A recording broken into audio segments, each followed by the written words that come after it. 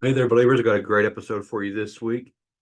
Today, I'm talking to Kellie, and she has a lifetime of experiences to share. I'm hoping that she is willing to spend some time on the show tonight. We might make this a two-parter from the sounds of it. Um, I have a full page of notes of just highlights of what she put in her email. An amazing, uh, albeit terrifying, but an amazing lifetime of experiences. Um, Sleep paralysis, haunted figurines, demonic attacks, physical and spiritual attacks, um, hexes, warlocks, witches, um, just unbelievable, but totally believable. And I can't wait to get into it. We'll bring her on just 1 second. Just real quick, if you want to support the show, you guys know I got rid of Patreon. Excuse me. You guys know I got rid of Patreon, and I'm about to probably shut the website, put it on pause until I can get it rebuilt because I don't like the way it looks, and I'm not very tech savvy. Um, but if you'd like to support the show, you can always do that through buymeacoffee.com/ the bump podcast. Super easy. Thank you to everybody that's been contributing already. I love you guys. You don't know how much it helps out. And I know what sacrifice it takes to give money to anybody right now.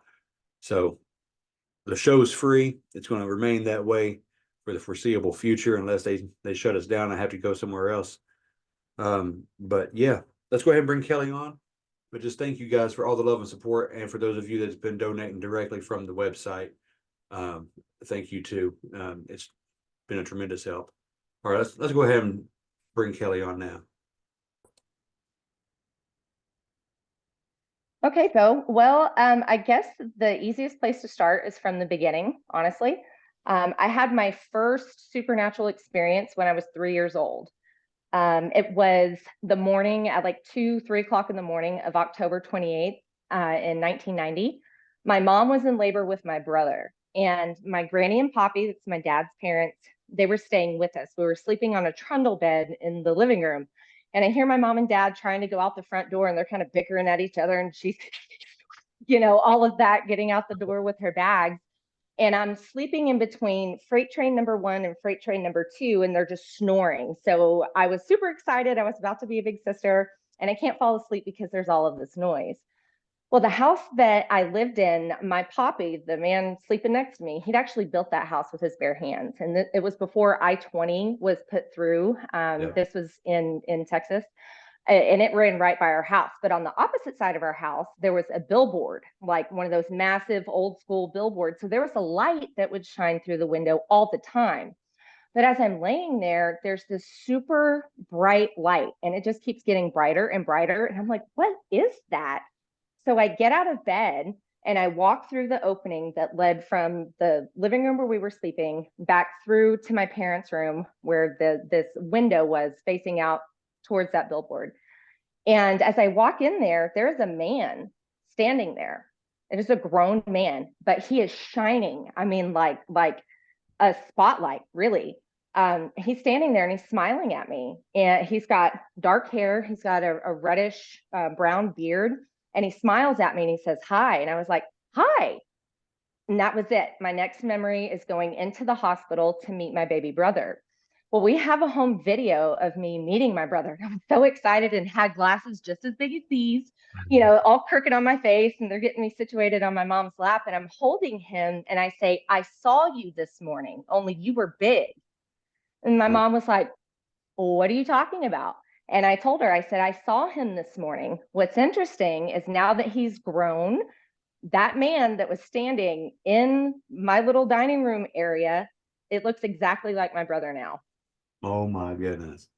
Crazy, right? Yeah. But just the fact that we have that on video, on tape, I'm going to try to find it, dig it up through our stuff that we just cleared out of the garage, and see Right. if I can't take a clip of that and send it to you, because I remember that. I remember it vividly, but I don't remember going back to bed. I don't remember. I just remember him saying hi, and I said hi back. And my next, memory in that line is of me actually meeting him at the hospital.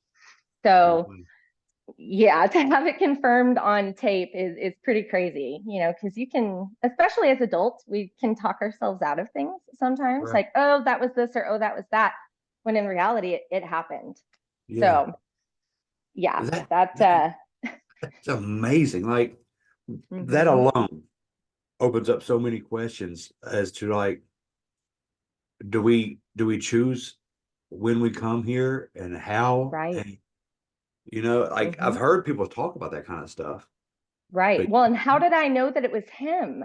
He was right. a baby. He was a little bitty red faced screaming baby. He screamed for the first 2 years of his life. But, I remember asking my mom, can we send him back? She's like, Yeah. there's a no return policy on this. But how did I know that that was him? How did I know that that was his spirit? You must As have a, felt. as a, I had to have somehow. I mean, it had to have been a spirit to spirit connection. But, Yeah. my brother and I growing up, we were best friends. Like our parents were babies raising babies.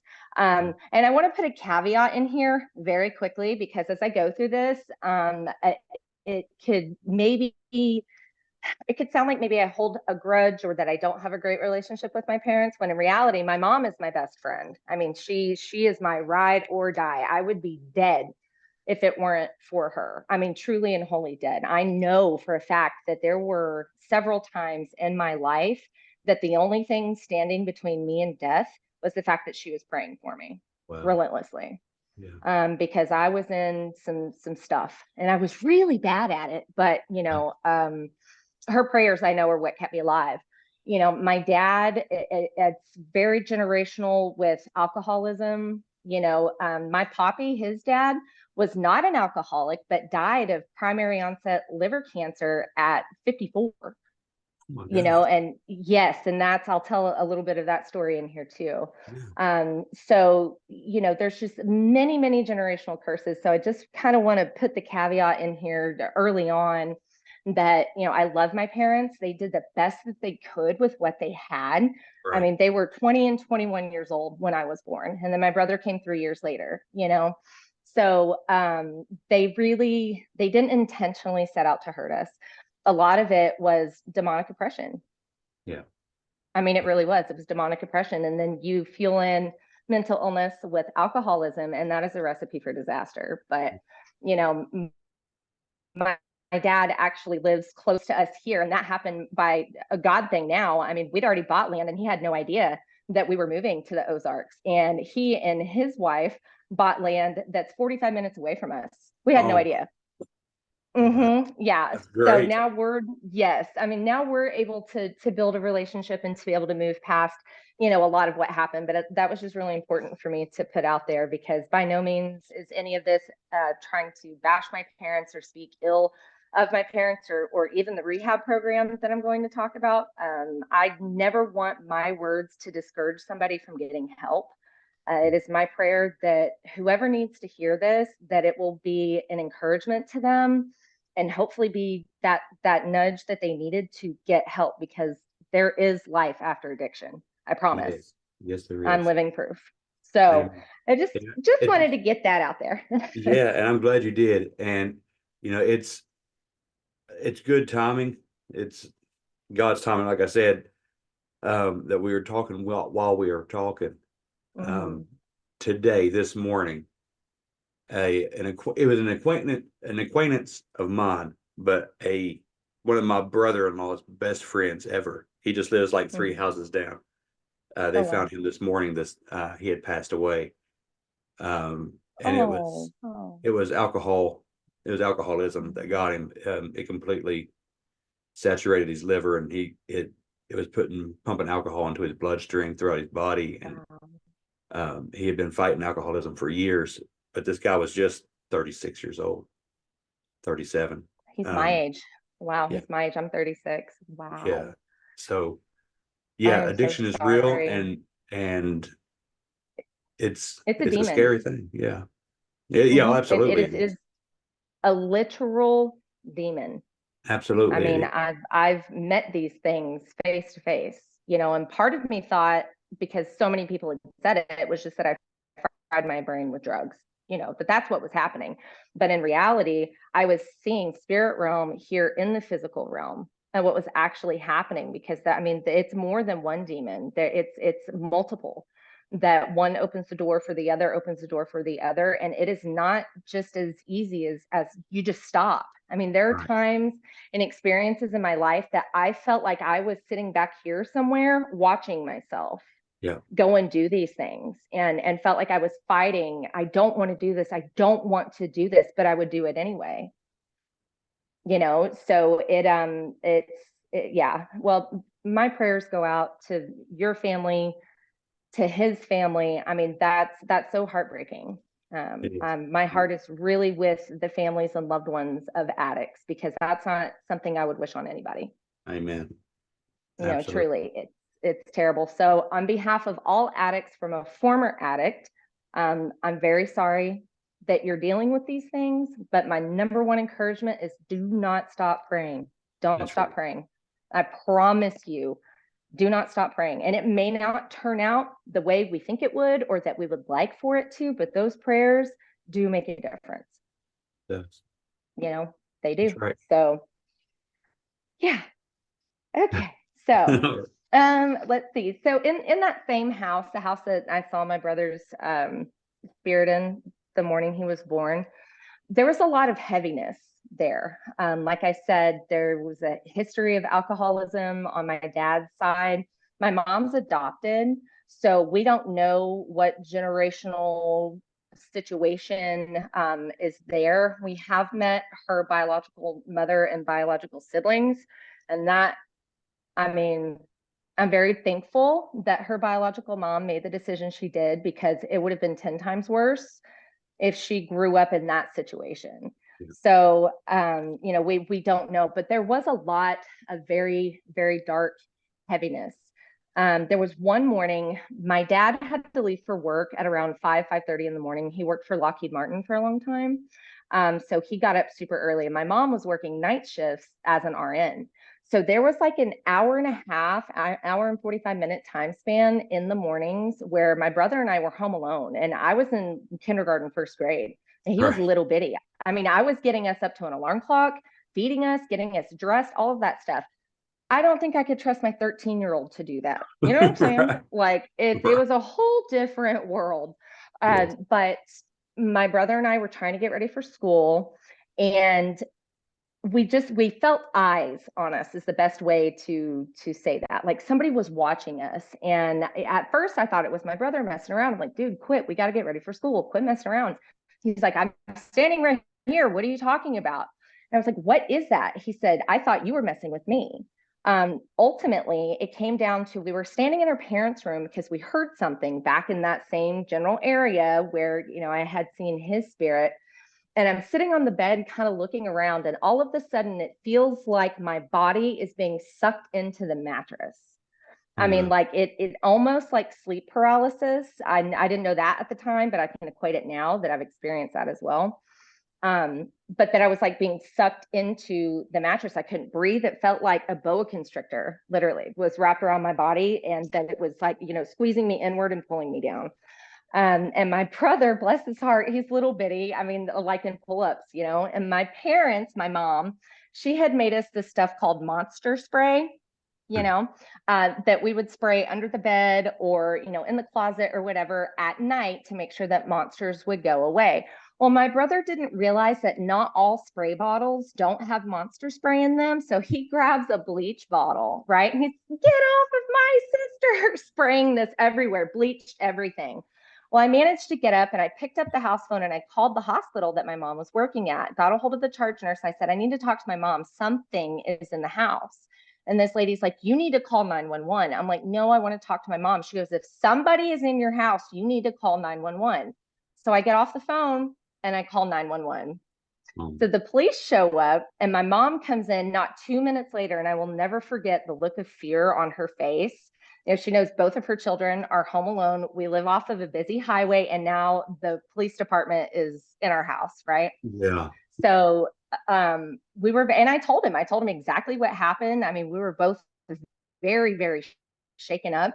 And this is how I know it was a different time. He was like, I believe you. I had strange things happen to me as a kid. And he went and like cleared the house and made sure there was nobody there. And of course, my mom shows up. She's freaking out.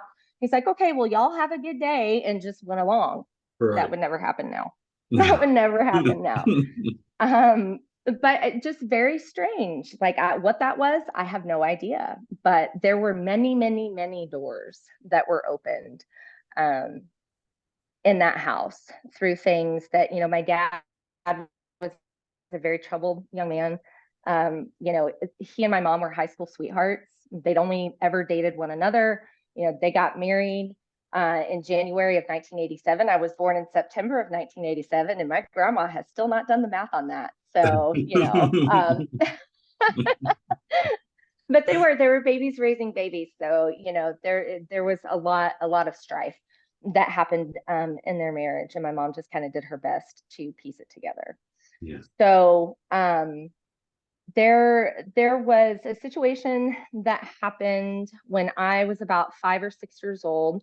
And I'll put a little trigger warning out there for anybody who is a survivor of sexual abuse, that you may want to skip forward a little bit, if that's still super triggering to you, because I was in between 5 and 6 years old, and my brother was very, very little. We had gone to my granny and poppy's house in East Texas. It was off of, they lived in a lake house, really. It was just like a little single wide trailer, one of those 1960s with a gaudy gold and green, all over the wall. It was terrible. Oh, yeah. We had gone down there for the weekend, and a cousin of mine who was 17 at the time was also there visiting. Well, again, I think it was just a different time, and there was very little awareness of how to protect children, right?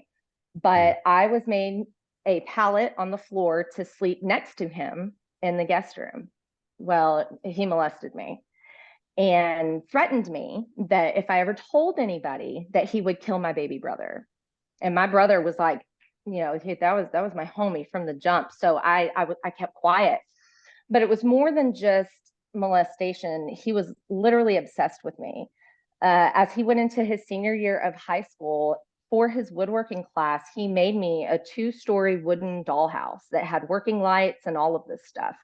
And, again, I hadn't told anybody what had happened. So I was still made to be around this person. And he talked about just, how special our love is for one another. And I'm like, you're weird. That's all I knew, is that he was weird and I didn't like him, and he smelled funny, and that it just did not like him. So when he gave this dollhouse to me, I begged my parents to not put it in my room. They were like, that's so rude. He worked on this. I mean, it was his senior project for woodworking. Right. And it did. It sat in my room for 2.5 years. Oh, I'm so sorry.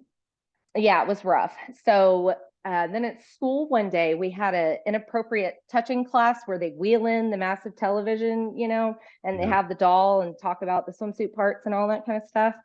And I'm sitting there and I'm like, I think I have to tell my mom. I think I have to tell my mom. So later that night, my mom and I were sitting on the couch watching something on TV, and I told her, Mama, I have to tell you something, but I don't want you to tell Daddy because he might get mad.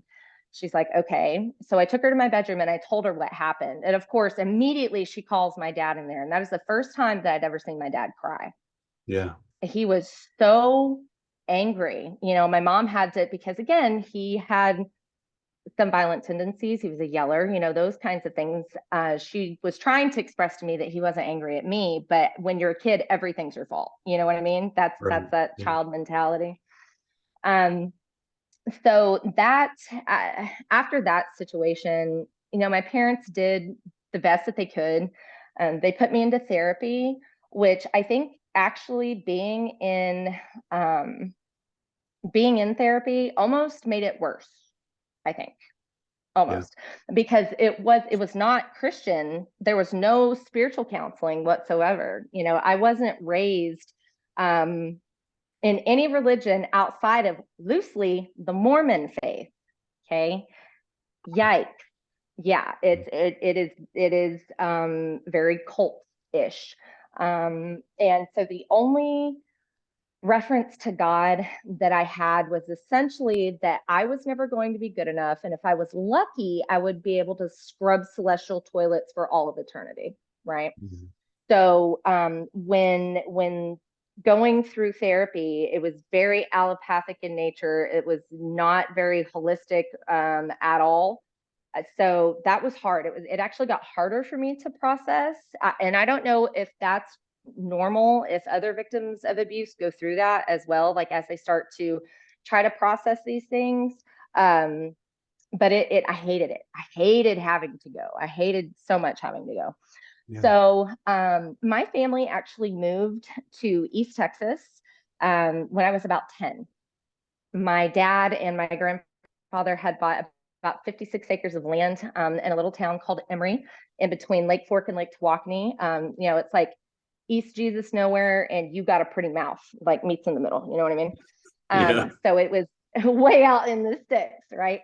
But there was a house, a farmhouse that was already on it. And then there was what they called the lake house. But really, it was just this like shack cabin thing that the migrant workers actually lived in whenever they would come through to help the farmer and his wife, harvest their crops every year. Right. Um, every time we were down by that pond and in that little lake house, it was so creepy, Bo. I cannot tell you the creep factor was high, big Oh time. yeah. My brother and I would hate, and we actually had to live in that little shack. My family did because my granny and poppy had the farmhouse up there. Wasn't much of an upgrade, trust me. But they lived in the main house, and we had to live in that little lake house until our mobile home was delivered. And it was every night. I mean, there was like banging on the outside of the thing. I mean, it just sounded like there was a war zone going on outside. And it seemed like our parents didn't hear this Really? at all. Yes. There was one time that my brother and I were actually fishing down at the pond's edge. It was during the summertime. So it's loud. The cicadas in East Texas, they are the loudest thing ever. But it went dead silent, dead silent. And I'm like, what's happening? And my brother goes, "Ooh, I don't like this. I don't like this, not one bit." And as we're sitting there, we start to smell something funky, right? Like dead dog meets feces, meets BO, meets all of it. And I'm like, what is that smell? Before anything else could happen, we booked it into the cabin and we stayed there until my mom got home from work because it was just terrifying. But there were multiple times while we were out there that things like that would happen. Like the woods would go silent. Hmm. And then just heavy, heavy presence, heavy feeling would come across us. There was a day that we were down by the creek. There was this massive hill that was about a quarter of a mile away from our house. I mean, like incredibly dangerous, actually, but it had a bridge over the middle section that went over a creek and came up the other side. And then there was like a sharp, S turn at the other end. My brother and I are standing down there throwing rocks into the creek. Same thing, cicadas are going off, and then silence. And then we start hearing this thunderous noise coming through the brush. And our dog, Darla, she's just a little yellow mutt of some sort that we had forever. She was standing next to us. My brother was like, "Well, maybe it's Darla." I'm like, "Darla's right here," you know? And Hmm. it was that same thing. We could smell the funk, all of that. And it literally sounded like a freight train that was coming through the woods right there. And we're just standing there waiting for whatever it is to bust out of the bush. And it never did. So, Nothing ever came through the bushes. East Texas is pretty popular for Bigfoot sightings, and Booger country. yeah, Yes. for real. Yeah. Yeah, absolutely. Well, and my uncle, my dad's brother, actually had an experience with something in his truck on that property. Like I said, alcoholism is rampant on that side of the family. So my uncle would get all hopped up on Budweiser. At about 2 or 3 in the morning, he would go out to his truck, turn on his car radio to mariachi music. We don't speak Spanish, by the All way. right. Neither does he. Okay. But he would just lay across the bench seat in his truck, crack the window, smoke cigarettes, and sing like he knew what they were saying, right? So one night he was in the truck, stretched out. He's got his head on the passenger side with his feet propped up on the steering wheel. He's got a little crack in the window, singing his heart out when he felt somebody like jump on the back of the truck, and he thought Mm. my dad and their other brother was messing with them. Nobody, we had already moved back to the city at that point. So it was literally just him and my granny. My poppy had already passed away. Mm. Um, so he's laying there, and of course he's, y'all effing quit it. I'm gonna F you up, this, that, and the other. And then it again, only heavier this time, right? And he's like, man, y'all quit messing with me. And as he's laying back there, he like feels this thing shaking the truck, and then he starts to hear a noise. He said he felt it more than he even really heard it, but it was like a rumble, like a low rumble. So he looks backwards like this because, he's got his head against the passenger window. He looks up like that, and he just said he saw the face of a demon, that Oh, it looked like a werewolf. He called my dad, freaking out, because this thing, I mean, it was like drooling and like looking down into the window at him. And it scared him enough. He found God. So wow. Hey, whatever yeah, it that, takes. whatever it takes, I know, right? But like there was some wild stuff that went on out there, crazy things that we would find out there. I mean, like seriously, we would be here for 2 days if I told you every single every single thing that we went through out there. But again, just heavy spiritual darkness. But like I said, my poppy was diagnosed with primary onset adult liver cancer when he was 54. So I was about 13. Was in sixth or seventh grade. I think he passed away the summer before my sixth grade year.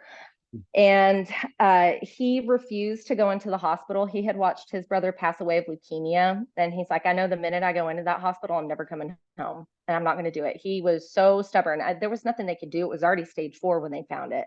He was diagnosed in January, died in June.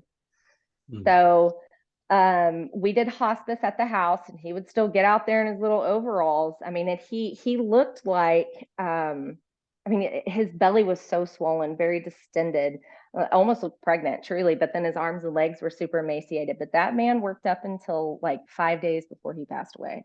Yeah. He was stubborn. But he died in that farmhouse.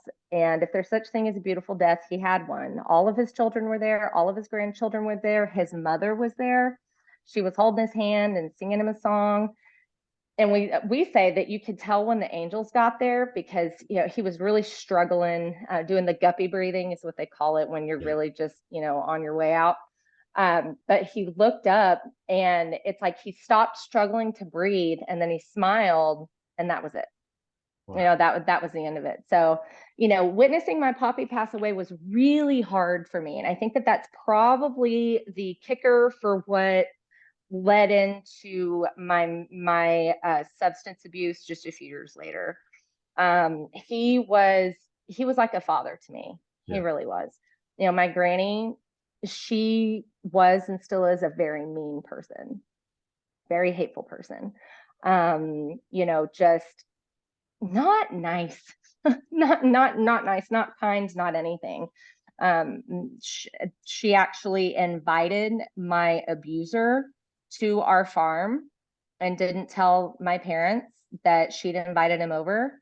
And she just said, we have family coming in town. And the day that he got there, she called me and she's like, hey, everybody's here. You need to come say hi. I walk in and he's sitting right there.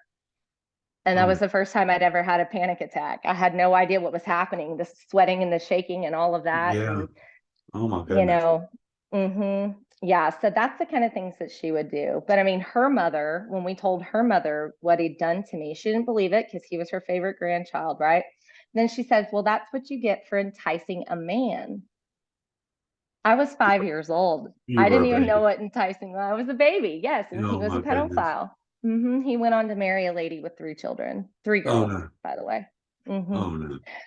Yeah. So, that, but again, talking about breaking those generational curses, most of the women in my family on both sides are survivors of sexual abuse of one way or another, and Yeah. oftentimes more than once. Oh And my. that was kind of what they were told. That's what you get for, enter whatever, right? Even though they were walking home from school, right? Or Oh, it was at a friend's house and it was their brother. Yeah.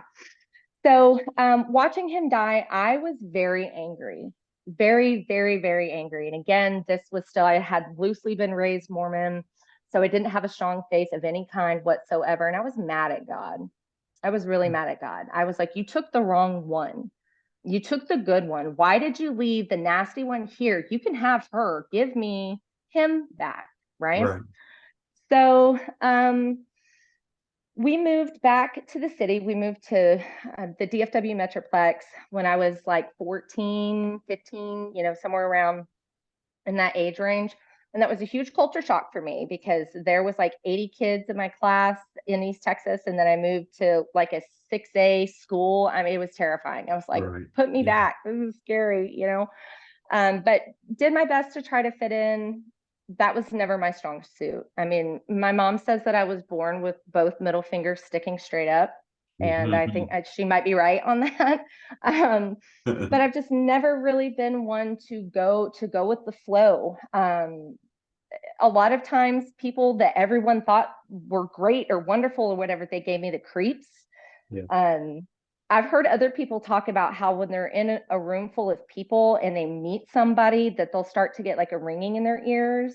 Yeah. And they know that happens all the time. And let me tell you something, it has never been wrong. Anytime I have that happen now, I know that whoever it is that I'm talking to, they're bad news. Wow. Bad news. Mm-hmm. So that happened a lot through high school. But my mom's parents, when we moved back to the DFW Metroplex, my parents bought a house that was directly across the street from my mom's parents. So my grandma and my papa, and they were cruisers. They would go on 5-6 cruises a year, and they would buy yes, I mean, they were living it up, right? But they would bring back little trinkets from all of these different places. And like I said, it was probably 15 or 16 at this time. They had gone on a cruise and brought me back a figurine from Barbados.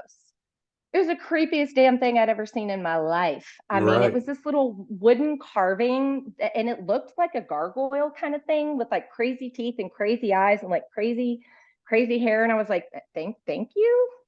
Strange, but okay. So I put the thing in my room, and that night, and for 3 nights after that, I would wake up having sleep paralysis. And right here on my chest, it looked like a little tiny gargoyle. I mean, just like a little bitty gargoyle sitting on my chest, but it was whispering something. I couldn't understand what it said, but is what it was like. It was, I don't know what it was saying, but it was talking over me. And that terrified me to no end because that had never happened before. But I mean, I could only move my eyes. I couldn't scream. I couldn't anything. But we burned that because I told my mom, hey, I think there's something up with this thing. This is not Yeah, for cool. real.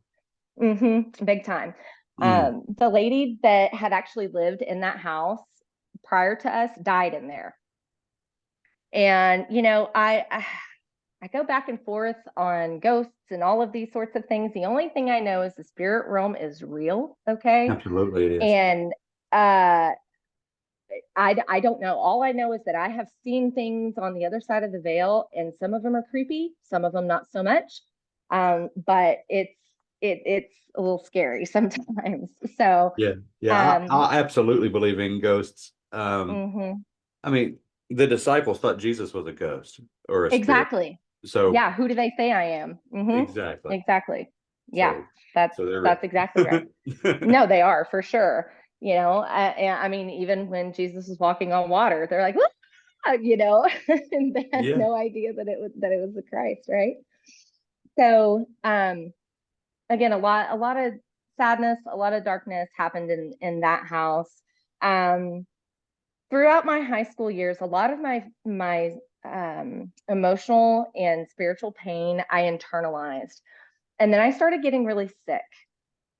So by the time I was 17, I had had 5 surgeries in 2 years.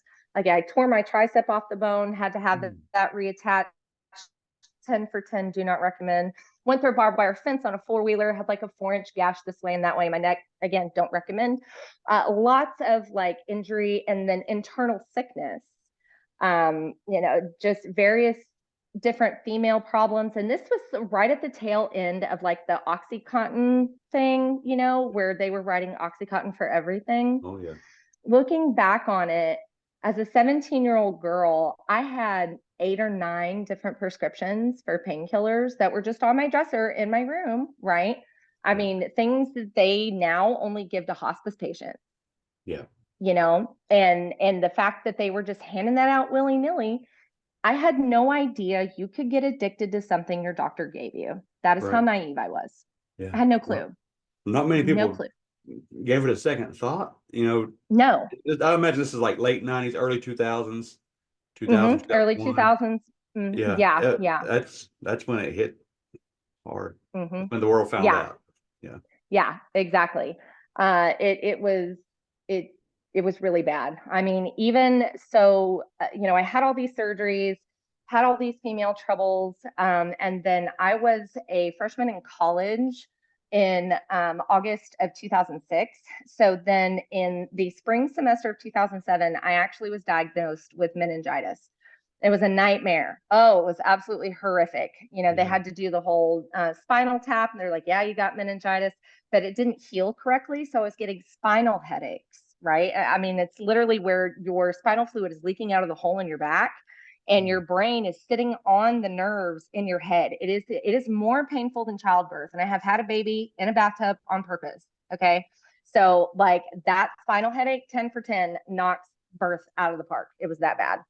Mm. So I ended up having a blood patch done about 10 days after the spinal tap. That's when they figured out what was going on. So this whole time I had been on just copious amounts of painkillers, right? And this is the experience of where I know addiction took root in my heart, because prior to this, I had been using it as instructed, being a good little soldier, all of those kinds of things, never took it outside of the label, all of that. I had just taken my medicine and my mom came in and she's like, hey, I've got to go to Cedar Hill. I need you to go with me. And I was like, yeah, no go. Sorry, dog. Can't do it. Just took my medicine. It makes me sleepy. She's like, you're going to be fine. Come with me. I'm like, Mom, I get tired. She's like, let's go. Fine. So I get dressed, get in the car. And for us to get to Cedar Hill, it's like a 15-20 minute drive. It's really not far. But as you enter into the city, there's this huge curve that you come around. And the whole way I'd been fighting sleepiness, right? And Yeah. as we're making this curve around, I realize, hey, I feel fantastic. Like, this is great. I'm not tired anymore. I'm actually kind of peppy. This is fantastic. Yeah. That is when it happened. That was when it took root. That was when I started keeping my pain meds to party with, right? Yeah. That was when I started doc hopping, because back then it was still relatively easy to go to the ER and they give you a pain script, go to the doctor, go to the dentist, I mean, I saw Right. all of them, and had prescriptions and just left and right, handing them out left and right. Um, the first time that I went through withdrawal, I had no idea what it was, not a clue. I was bartending at the time. I was living in a house that my uncle owned, and he would come and go ever so often. He had a bunch of servers and stuff. He runs a tech company of his own, and the back bedroom is where he kept all of his servers. But other than that, it was just me. So again, never crossed my mind that, hey, if you keep taking that and then stop all of a sudden, you're gonna hate life Right. immensely. Yeah. So I'm laying there trying to go to bed after my shift. It's like 3:30, 4 o'clock in the morning. And it's like I can't stop twitching my legs and I'm sweating and I feel like I can't breathe and I feel like I'm having these I mean, I legitimately felt like I was being attacked by a demon. I got so scared that in the middle of the night, I grabbed my keys and drove to my parents' house 15 minutes away and slept on their couch that night because I was so scared. I was so paranoid of whatever was happening in my house. Had no idea that it was withdrawal. Not a clue. Wow. Not until it happened a few more times later. And I actually went back to my doctor and was like, hey, I have a problem. I really think I have a problem here. And he's like, you're fine. Just stop taking them. Mm. Yeah. Mm. There was no offer for help. There was nothing. So things just really kind of started to spiral, I would say, out of control. I ended up going to aesthetic school in Carrollton, Texas. I guess it was like 2008 going into 2009 to become an esthetician. and was bartending at that time then. And then that's actually where I met my daughter's father at that time. And, you know, we were best friends. I mean, he seriously was my best friend. We got along so great. We never fought. People told us all the time how gross we were because we just never argued. And we got along really well. He was very sweet, very kind to me, but drugs were a problem. Yeah. They were a very real problem. And then slowly, about a year and a half into it, things started to shift. And he would get really aggressive with me and would start yelling at me. And that blew me away, completely blew me away that he was yelling at me. He'd never yelled at me before. And then on January 2nd of 2011, he comes home and accuses me of having an affair with his best friend. And I'm like, crazy Dave? What? No, not happening. What are you talking about? But he was so irate. I couldn't see the whites of his eyes. I mean, he had like shark eyes, like they were blacked out, and he was so it was almost like a whole different person had taken over. His face had different characteristics, everything. And he ended up breaking my wrist that night. Broke my wrist, trashed our apartment, took all of our money, and left. Like left, had no idea where he went at that point. So called my parents that night and I was like, hey, I think I need to come home. So at this point, I am deeply addicted. I mean, like I had already tried street drugs at this point because it was a lot harder to get a hold of pain meds. Yeah. And it was terrible. So exactly 7 days later, because this was on a Sunday, I was just having an offhanded conversation with my mom before going to church. She had to force me to go to church. I was like, I don't want to. She's like, you're living here. You're going to go to church. So we're in the kitchen before we leave for church. And I'm like, man, I'm just so ready to not be stressed out anymore because my cycle's messed up. And she's like, you're not pregnant, are you? I'm like, no, it's just stress. No, definitely was pregnant. Absolutely. Certainly was. So at that point, I was really freaking out because I knew I couldn't even take care of me. How the heck was I supposed to be a mom? Right. You know, um, I had prior to that been very pro-choice, but had never been, faced with a situation before. Um, but I knew just deep in my soul that I couldn't do that. There was no way that I could do that. So when we went in and had a sonogram, she looked like a little jelly bean just jumping around on the screen. And right Yeah. then and there, I knew I have to get my life together for that little jelly bean. I've got to do Absolutely. something. Yeah. And I tried so hard, Bo, man. And I was still trying to lean on my own understanding and on my own power, my own ability, and failed countless times. Right. Um, so at this point, I had started using IV heroin. And because, like I said, I was a really bad gangster. All right. I was going to a place in Fort Worth. It's called Stop Six. Not a place where a cute little white girl needs to be after 8 o'clock at night, period. Not at Yeah. all. But I'm just rolling up to the trap house. Hey guys, how's it going? I mean, it is, you want to talk about the hand of God. The fact that I survived that alone is incredible, Yeah. truly. But I had failed so many times that I just decided I'm done. I'm over it. So I tried to overdose. I bought about $100 worth of heroin one night and used it all. And then woke up about 10 hours later, flat on my back and freaked out because I'm like, oh my gosh, I'm alive. What? And then my next thought is, I can't even do that right. Oh my gosh, come to Right. find out, my dealer was ripping me off, majorly ripping me off. Didn't know that at the time, right? But thank God, right? Thank God. Yes. Thank God that he was a shady drug dealer. No, really? Like it was terrible. But I got on my knees that night because I was still very much mad at God. And I was like, all right, look, bro, if you're real, if you love people like they say you do, you have to do something because I want to die. I do not want to live anymore. This can't be it.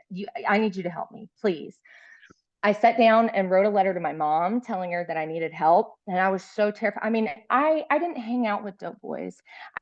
I didn't hang out in trap houses. None of my friends were drug users. I was the problem. I was the one that your parents warned you about, right? And so I didn't have anybody to even talk to about this. And the enemy had me fully convinced that if I told my parents after I had come home, knocked up, beaten up, and now strung out, oh, bye. I mean, Right. I was convinced that they would absolutely disown me, Yeah. Yeah. completely disown me. So wrote my mom the letter, and then I sat down at the family computer of all things in my parents' living room instead of using my laptop. But I sat down at the family computer and I actually wrote a Facebook message to a girl that I had known that had gone through rehab. And I was asking her for Suboxone and was just telling her, look, I need help. I can't, this is like, this is what just happened. I need help. I fell asleep on the couch praying, actually. Oh, I guess it was like 6:30, 7 o'clock the next morning. My mom wakes me up, grabbing me by my hair. I mean, like yanks me off the couch, and I was so startled. And I was like, whoa, whoa, what? And she said the Lord woke her up and told her, Kellie is using drugs. This is where her stuff is. And I had my stuff hidden. Like I had one of those IKEA beds that had like little compartments. And I mean, like that's the only way she would have found it. You wouldn't Yeah. have even known that the compartment was there. But God literally led her to where my stuff was. And she Oh, found every wow. bit of it, all of it. Mm. Right. I was so stunned because I had just begged him, do something. I need help. I need help. I was so relieved, even though she's, snatching me bald and screaming in my face. I was so relieved I couldn't even cry because I was startled. I was absolutely startled. So, I asked her, did you find my letter I wrote you? She's like, what are you talking about? And so I gave her the letter, cat's out of the bag now, gave her the letter, showed her the letter I'd written to the friend of mine asking for Suboxone. And that night I went into the antepartum unit at Parkland Hospital in Dallas. It is one of the only places in the state of Texas that will detox pregnant women.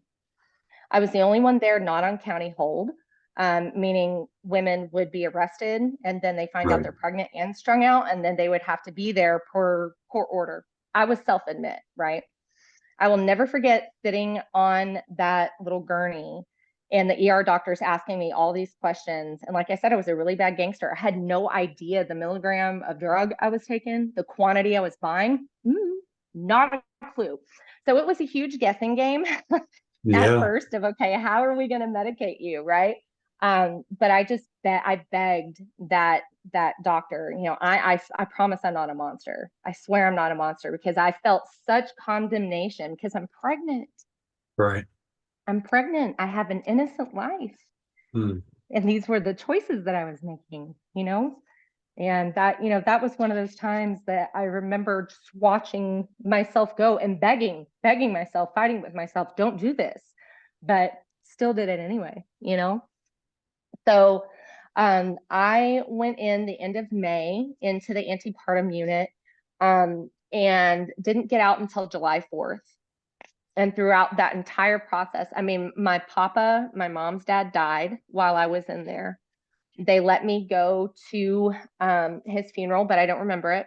I remember none of it. I was on so many medications. I remember getting ready that morning, but I cannot, for the life of me, remember his funeral. I didn't get to say goodbye. I missed all of that. And I put my mom and my grandma and my rest of my family in that position of, is she going to live or die? Right? While my grandfather was actively passing away.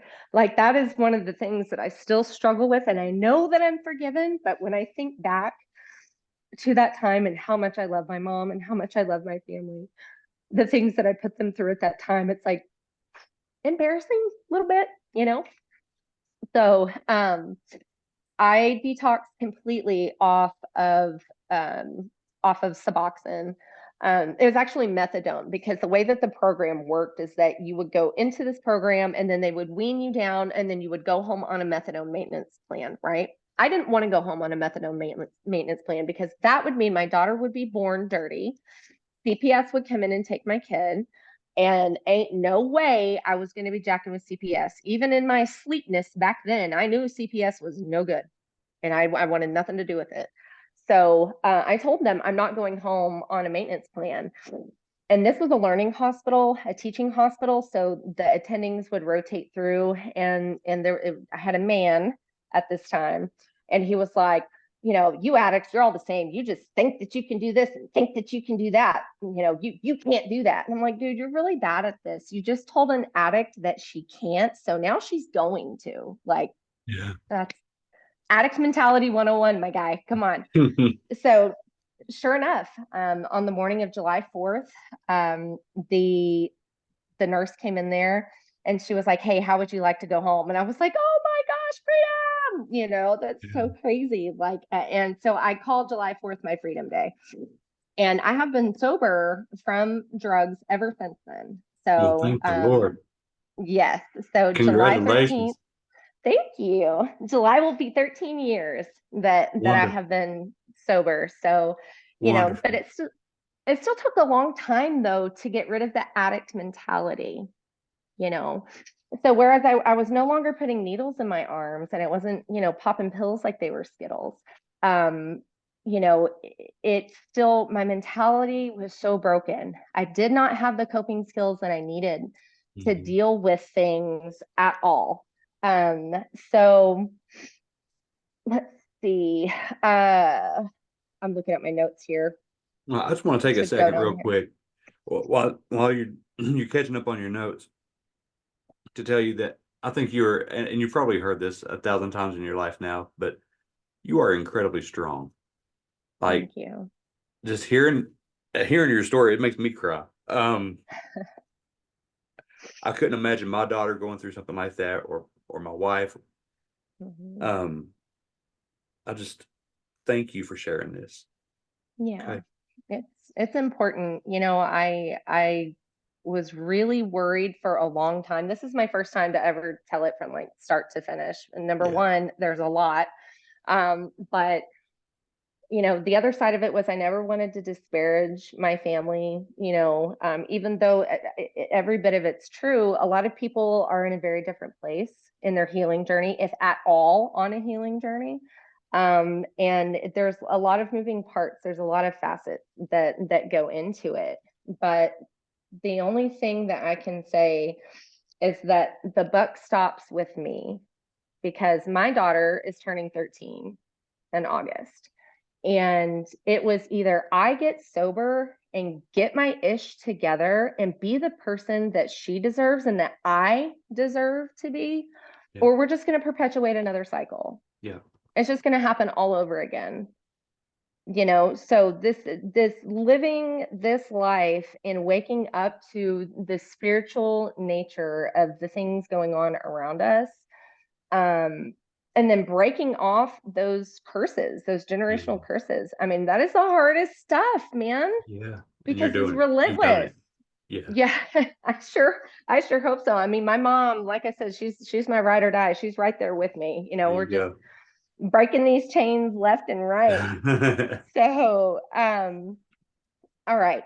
So now we are at, there was a time frame that I moved to Virginia in like 2013, 2014. That lasted exactly 364 days before I was like, I'm out and went right back to Texas. That was Yeah. not my jam, not my jam at all. Plus they drive 55 on the highway. Oh yeah. How do you get anywhere? I don't understand. It's 80 going anywhere in Texas. Like I know. that, yeah, I got in a lot of trouble. So, but we had moved back. When I say we, my daughter and I, we had moved back to Texas. At this time, my parents had definitely already split up. My dad was already remarried at this point. My mom has never remarried. She lives with her mother. My grandbaby is 86. She will turn 87 in October. Um, she's full-time caregiver. So, like I said, she's an RN, but she's now what she calls a corporate puke, right? And has worked for insurance companies for the past few years, as a case manager and an RN. And it's really awesome that she's able to work from home so that she can Yes. caregive, because nursing homes are, man, mm, I they're rough. They're very hit or miss. And I know my grandby, she's grouchy and she would not last long. So I'm really proud of my mom for doing that work. Oh no, Absolutely. there we go. Sorry if it blacked out. My It battery's like didn't. getting low. Let me plug this in. Okay. So, anyway, so we had moved back in to my grandmother's house at this point. This is my mom's side. So they hadn't been practicing Mormons in a very long time, but there was a lot of little doorways that she kept open a lot. Like would watch like the what is it called, the vampire series and the werewolf series, the underworld, yeah, that, Yep, the yep. Oh yes, yeah. okay. She would watch the underworld series, she would watch all of these very like dark movies, really, really dark movies. That house has always creeped me out, by the way. It was a new build in 1978. It's an old Fox and Jacob style house. So the roof is like right here, on you. There's no such thing as 9-foot ceilings in this thing. Doesn't happen. And it's very dark. There are no, every light that's in there is from a lamp that's plugged in. So there's no ceiling fans with light bulbs. I mean, it's very 70s, right? But there was always a creep-tastic feeling in that house. I always remember feeling very uncomfortable by the back bedroom, not sure why, but always have. And all of my cousins, my grandma's grandkids, felt uncomfortable back there always. And Really? now, even before I said anything to my kids, they both hate that back bedroom. They refuse to sleep in it anytime we're at my mom's house. So Wow. that's interesting. But my grandbaby, um, my aunt Jana was in a near fatal car accident in 2001 Mm. that the roof came down and was impaled in her face and actually killed her 13-month-old baby. So, lots of horrible pain. I mean, that was being a mother now, ugh, Yeah. I'm not going to cry. That's just, I didn't even understand that loss at that time, but being a mom now, I just can't imagine. I can't fathom that. Um, so my grandbaby took it really, really hard, that she had to bury a grandchild. Mm. And she had this massive picture of my cousin Lauren. She was the one that was killed. She had this massive picture. I mean, it was like a 10 by 10. It was huge, right? And they had one of those old school big screen TVs that were like, 5.5 feet tall and like 4 feet wide, they were Right. huge. So it was like a gigantic box, and she would just put her little tchotchkes up on top of it with the pictures. But she told us from the time she put that picture up, Lauren talks to me through that picture. And I was like, Mm. you say what? What are you talking about? What do you mean? And she's like, no, look, her mouth is moving in that picture. And I'm like, you are smoking something. I don't know what you are talking about, but it's strange because, and it only happened in that one picture, in that one picture frame, because we tested this theory a ton of times, even moved the picture around the house in different places, and it literally looked like her mouth was moving. Very strange. Don't know if it was wishful thinking, but it was creepy. Wow. But what happened was my grandby would talk to that picture as if it were Lauren Right. and as if somebody was there. And she would say things like, give me a sign, show me a sign that it's you. So one Mm. night after my daughter and I had moved back home, this was right before I went into the rehab thing that I'm going to talk about here in a second. She was watching the Underworld series. She had just been talking to the picture, told Lauren, hey, let me know that you're here. Show me somehow that you're here. She pauses the movie. She gets up. She goes to the bathroom. Simultaneously, as she's walking back into the bathroom, my daughter and I are asleep because, again, it's 2:30, 3 o'clock in the morning. All right. My Right. daughter and I had all of our crap packed into one tiny little bedroom with our shoe hanger hung on the back side of the door. Now, because of all the shoes hanging there, you would have to kind of lift the doorknob and push it in there for it to lock into place. There was not a chance in Hades that this thing is just going to pop open on its own, right? Right. So, simultaneously, as Granby is walking back from the bathroom and sitting back down in her chair, we're sleeping in our room, and my door comes flying open. I mean, like Alphabet Boys kicked it in open, right? The Mm. shoe thing is flapping on the back, and I mean, and it just, there was like this rush, like a wind essentially. And Yeah. it startled my daughter and I both. I was like, what was that? So I was like, Granby, and I can hear her movie going on in the front room. I was like, what is that? And my daughter's like, I'm scared, hold me. Yeah. So I picked my daughter up and I walk out into the front room and I was like, why did you kick in our door? She goes, I didn't. And she has this terrified look on her face. I'm like, well, can you pause that? Because I can't hear you. She pauses the movie and just looks, she looks so scared. I said, what is going on? She said, when she came back from the bathroom and sat down in the chair, she picked up her water glass and took a sip like this, and something spun around the rim and hit her in the face. And she looks down. It was a stainless steel spoon that had been bent in half. Now, my grandbaby's a little bit of a klepto. Remember all those cruises she used to go on? If we don't have Yeah. 47 salt and pepper shakers and matching forks, knives, and spoons from every single cruise line, man, let me tell you, yeah. So we couldn't bend it back. We couldn't bend it back. We could not. I mean, we even tried heating it up with flame. We could not bend the thing. So at that point, she started to listen to us. Stop talking to stuff. Stop it. Quit. Yeah. Like For real. you have to stop, right? And so she started to kind of get the point at that time and stopped watching those kinds of movies. And I would say it was probably 2 or 3 months after this experience, when I went into a faith-based, quote unquote, rehab facility in Pasadena, Texas. So I was actually headed to work. I was working like an hour and a half away from my house at that time. And I got pulled over for an out headlight and then was arrested on a warrant that we didn't know I had. And there was Oh, no information on. Yeah. I will never forget the police officers arguing with one another. It was a sheriff's deputy and whoever his superior was, and the deputy was like, "I'm not taking her in. There's no information on this warrant." My bail was already set. Now, for those of you that have never had to deal with the court system because you're good boys and girls, typically your bail is not already set. That's not set until you're arraigned, and you're not arraigned until you see a judge. But my bail was already set at $500. That there was literally no information on what the warrant was for. None whatsoever. wow. So, needless to say, my mama was, she was not happy. She was not happy at all. And like I said, I wasn't using, but I still very much had the addict mentality. I was still the why me, the whole self loathe. It was a mess. It was still a hot mess. So when I got out of jail later that day, my mom informed me that I was going to a year-long rehab program. And I was like, no, I'm not, because you're not keeping my kid away from me for that long. And she's like, do you want better, sucker? She's going with you because it's a mommy and me program. I knew Oh, you would wow. say that. So I found a program that was a mommy and me program. Now, at the time, that sounded fantastic, right? Because my daughter, was I shining gold star mom? No, no, it was not. But my daughter, she, how do I say this?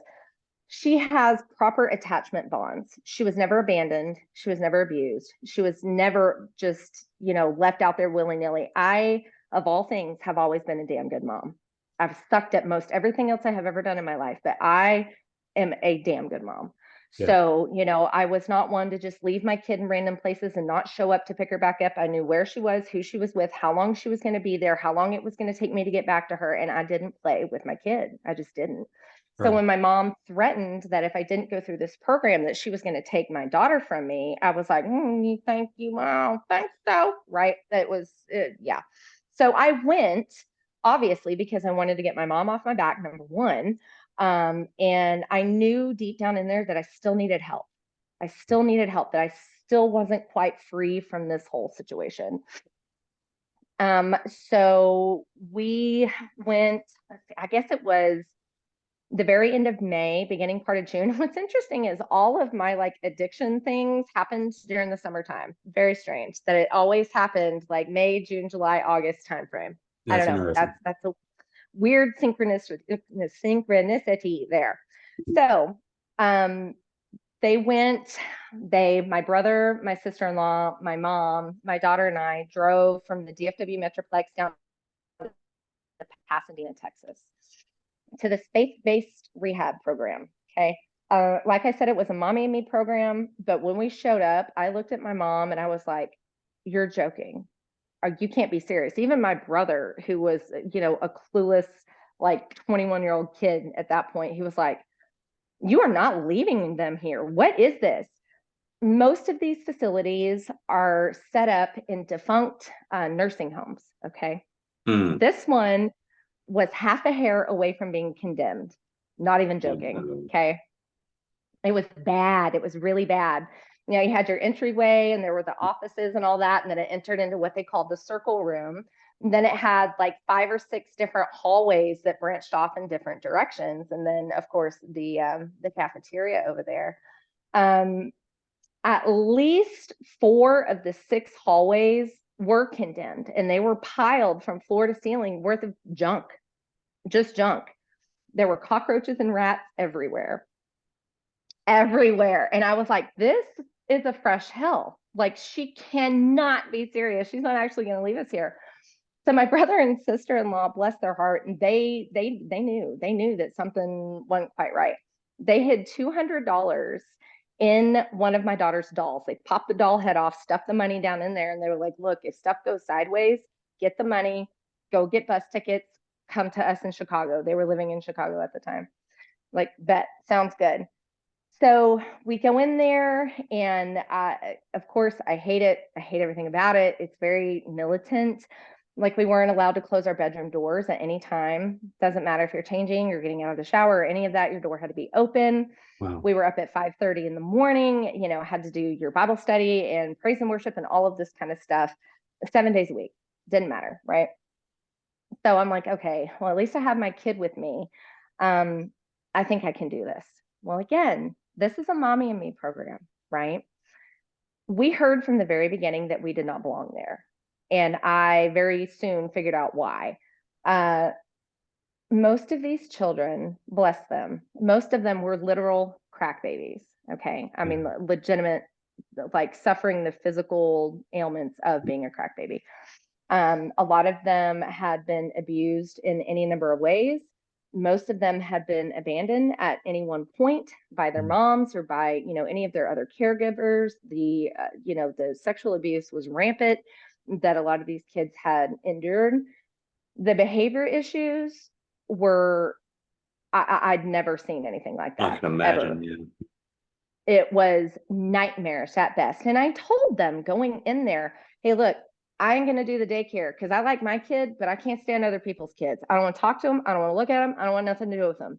Yeah, well, that very quickly changed to me being in the daycare center because they didn't have like an actual daycare with like, licensed certified people to do this. No, the mothers who were trying to get clean had to rotate through these different jobs, right? Mm. So you have you have a bunch of ill-equipped women that are stuck with these baby kids all day. I mean, it was so bad. Oh, it was so bad. But I heard it all the time that we just didn't belong there. We didn't belong there. We weren't like the rest of them. You know, I heard all the time they would hire like one daycare instructor because, again, this is during the summertime and during the school year. Of course, the older kids would actually go to school, but the younger babies and stuff, it was just moms watching these kids. I mean, it in theory is a great idea. In execution leaves a lot to be desired. Okay. Yeah. Yeah. So we are about 6 weeks into this event, right? And despite my best efforts in keeping my daughter protected and trying to control the situation as much as possible, I came inside from the laundry room one evening and I walked in on another little boy, another 4-year-old little boy, sexually assaulting my daughter. Oh no. And I went bananas, absolutely bananas, because that was my worst fear realized, right? Because I knew the trauma that I had gone through as a child. And I just I was so scared of that happening, and the enemy used it. That it threw it right in my face. Yeah. Threw it right in my face. And a lot of things started to make sense. Some things that had been going on with my daughter, I know now are signs of sexual abuse. So this was not the first time that it had happened. And I immediately, the worst part was is that it was a little boy of the intern that was in the Mommy and Me program, who also happened to be my big in the program. So when you first come in, every new girl gets paired up with a girl who's been there for a while to kind of help show her the ropes, all of that sort of stuff. So Right. this was my big's little boy, right? And I'm going off the rails, right? That I can't believe this. I'm screaming, hollering, all of it, and start demanding that they let me call my mom right now, that this can't happen. The response from the center was to essentially hold us hostage. Okay. So they took away my letter writing privileges, they took away my telephone privileges, they forbid my big and I from speaking at all, but then they wouldn't tell her what I had seen, right? Refuse. And essentially what they told her, because I have spoken to her since then, we have reconnected all these years later and have talked about all of this, and it just makes me sick, the things that were said to her. um, Corruption is the only word that I can even say, because it was so bad. Essentially, they knew that they were this close to being condemned and shut down anyway. The Yeah. last thing that they wanted was a police report, because Yeah. that is a learned behavior. That is a learned Oh, behavior. absolutely. I imagine he was also 3 or 4 years old. Yep, they were the Oh, same age. Yeah, they were the same age. So that is very much a learned behavior. So that is well on and beyond the show me yours, I'll show you mine thing that kids tend to do, like when they figure out the boys and girls look different. No, no, no. It was well on and beyond that. So they took away my telephone privileges, my writing privileges, and then they put me on jobs that were typically restricted for women with children. Like there was a thrift shop that the facility ran as part of like an income sort of thing. And we weren't allowed to work the thrift shop because the hours were super long. And when you have your children there, you have to be there, throughout the day to like tend to your kid. They forced me to go work there. And my will was fading quickly. It yeah. was fading very quickly, because what I was facing was this: my daughter had been assaulted. That is a learned behavior. The center is now covering it up. They're not giving me easy access to my mother for me to call and say, all right, look, come get my kid. You want to leave me in this hellhole? You have to get her out of here. I mean, the fact that I would be willing to separate from my daughter for almost a year rather than have her with me, I mean, that says a lot. Right. Because the longest she's ever been away from me was just this past summer when she went to her dad's for like 6 weeks. Worst 6 weeks of my life. So, she'd never been away from me. But I was getting ready to run. And I knew that if I did that, if I took that money and got the bus ticket and took off, that I would be sealing my fate with my mom. And I didn't want to do that. I had never seen anything in my life through from start to finish. And, this was a very different situation, because I very much could be a master manipulator. I could find weaknesses in things and exploit that to my advantage. That was part of how my addiction stayed hidden for so long. I was functioning. No, I wasn't. I look at pictures back then. I'm like, y'all really didn't know? I mean, okay. Right. But,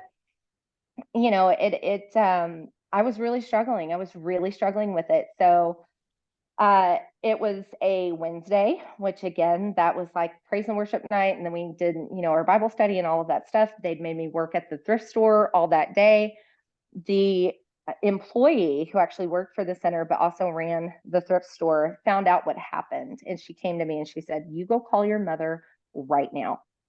And I started sobbing, because they would like hide phones from me and make it to where I could not get information out at all. Hmm. So I called my mom, told my mom what was happening, and I told her that I was very angry with her, because this had happened to my kid, and it wouldn't have happened had she not forced us in here. All of those super selfish things to say, right? Um, so mom was like, okay, all right, I'll be there. I'll come get her. So we get back to the center. we go down to the worship hall, and they would play music like super loud, which was great because you could scream and cry and nobody would hear you. It was fantastic. Yeah. And that, for the second time in my life, I cried out to God and I was like, if you're there, if you're real, if you love me, get her out of here. Get her out of here, because if you don't, I'm going to make a move. Right. We got to get out of here. As I finished saying this out loud, the doors come flying open, double doors come flying open, and Miss Julia comes up to me. She goes, "Hey, do you have warrants?" And I was like, "What?" She said, "Do you have warrants?" And I said, I don't know. I didn't know about the first one I had, but I don't know why."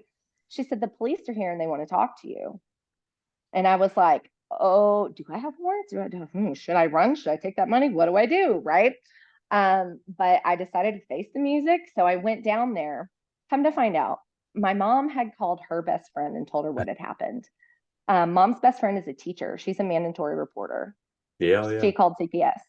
Yeah. She did. She called CPS. Man, the cockroaches weren't the only thing scattering that day. I mean, people I were like, bet. you like you go I into a bet. house with a bunch of junkies with records and they're freaking out. Like, it was a struggle. Um, so at that point, and I felt terrible. I felt terrible for my big, because again, she still hadn't been given any information, right, on what had happened, and we were forbidden to speak to one another, even had to move rooms, like all of this stuff. Um, so when they go down there to get her and her child and bring them up front, she's yelling at me and this, that, and the other thing. And I'm like, yeah, right back at you. Like, it was, my heart really did break for her. I did not want that for her. That's why I didn't call, anybody but my mom whenever I had Right. access to a telephone, because that's horrible. That's a terrible situation. So my mom came and got my daughter the next day. So I was in that facility for 2 weeks by myself. They hadn't moved me over to the women without children side yet. There wasn't a room available at that time, so I just stayed on the women and children side. One day I was tasked with kitchen duty, and when you have kitchen duty, you're up from 4:30 in the morning until like 9 or 10 at night, because you cook all the meals, all of them, for everybody. I Yeah. mean, there's like 60 people that you're having to cook for. I had made chicken dumplings, and had to debone chickens one by one to do this. I mean, it was a real struggle. So that night I get in bed and I'm having a dream. In this dream, the fire alarms are going off, and that's something that would happen all the time, which is part of the reason why the fire marshal was so upset with this facility, because they were out there for false alarms all the time, because the wiring and I mean, it was that close to Yeah. being condemned. It was really bad. So in this dream, I'm having a dream that the fire alarm is going off, and I'm trying to run, but it's that like running through sludge kind of thing, you know? Yeah. And I'm running out the back door of the kitchen, and I catch my nail, that like, in between my nail and the fat meat of your finger, on an exposed nail that was just hanging out there. And I was like, ow, and it hurt bad enough that it woke me up. Y'all, I was bit by a rat in No my way. bed. There was a rat clamped Mm-mm. down on my pointer finger, biting into the fat meat, like had it, yeah. Oof, Mm. man, went bananas. I went absolutely bananas. So at that point, they refused to let me have medical help. Medical help. There was no. I'm like, can y'all at least have this looked at? It looks really gnarly. Like I don't know if I need like medicine or something. I mean, and they just they would gaslight the snot out of me and tell me all the time that I didn't see what I thought I saw, that I need to just be quiet, this, that, and the other thing. Yeah. So again, the same employee who helped me out the first time getting a hold of my mom let me call my mom again, and I was like, "Look, dude, I got bit by a rat in my bed. Get me out of here!" Right? The mom finally agrees to come pick me up, and I'm like, "Praise Jesus, I'm getting out of here." Yes. She picked me up, and on our way back to the DFW, I'm like, "Thank you so much. I do my accountability through the church." And she goes, "Oh, no, no, no. No, you're going to another facility in Minden, Louisiana." Bro, I was so mad. I was Yeah. so mad. I was like, you cannot be serious, because I've just gone through 8 weeks of absolute hell. I Yeah. mean, it was awful. It really was. It was awful. So I was angry, to say the least. Stayed home for 2 days, and she loaded us back up and took us out to Minden, Louisiana. When we arrived at this facility, very much similar setup, only this place was much more put together, like much more, it was very presentable. They actually had little classrooms for the kids. There was a whole wing that they had for the children that actually had like toys and bassinets. I mean, it looked like a legitimate daycare down there, not just a bunch of, halfway functional Toys R Us stuff in it. I mean, it was much nicer. So for a brief glimmering moment, I had hoped that I could actually do this, right? That this would be the one that I can actually do this. That was just a bad facility that I was at. And, sometimes that happens. Unfortunately, a lot of things that are started with good intentions are infiltrated and then they go downhill from there. Yeah. Right. So I get into this place. I'm really excited about it at first. We can actually shut our bedroom doors and the weekends are ours, right? They're ours. We don't have to get up at 5:30 in the morning. We can do whatever we want on the weekend, which was like freedom, Yeah, right. was really great. Still kept that money on me from my brother though, just in case, because I learned real quickly you don't trust nobody. After my mom had left, I started to notice a few little things. For one, there was a set of 4 different padlocks on the outside of the library door, which I thought was odd. And I asked several people about it. Hey, yo, what's up with the padlocks? Why, what's happening here that we need 4 padlocks on the outside of the library door? Nobody could ever tell me that. Well, that night at dinner, I hear yelling and screaming and cursing out in the hallway. And there was a girl that was from the women without children side. At this particular facility, it was an intake facility. So everybody, whether it was women and children or women without children, would come through there. The women that were on their own would only stay for about 6 weeks and then they would transfer to another facility. Women and children stayed at that center the entire time. So this girl is cussing, screaming, crying. She just kept saying, I didn't do that. I didn't do that. Please don't dismiss me. They're going to make me do my whole time. Please don't dismiss me. The thing is, for many of the girls that were there on court order, this was last ditch for them. They get one shot. They complete this program. They cannot be dismissed early. If they are, they have to do the entirety of whatever their sentence was, right? There's no other deals being made. And a lot of these girls were facing years in prison, not just jail, but like prison time, right? Yeah. And she's begging this director who I felt icky about the whole time, but I wasn't sure if that was just because I was still in a weird phase with men where I didn't trust men at all. But nah, something wasn't right with this guy. Something was up. It was he and his wife that were the directors of this facility. So he's laughing at her and telling her that she's done, she's gone, that sheriffs are on their way, that they're getting ready to scoop her up. She's just like, okay, bet. She runs into the kitchen, grabs a butcher's knife, comes back out in the hallway, and both sides. I mean, both sides. Yeah. Oh no. That was the most horrific thing I'd ever seen. I was like, is this real life? Is this, I mean, it was horrible.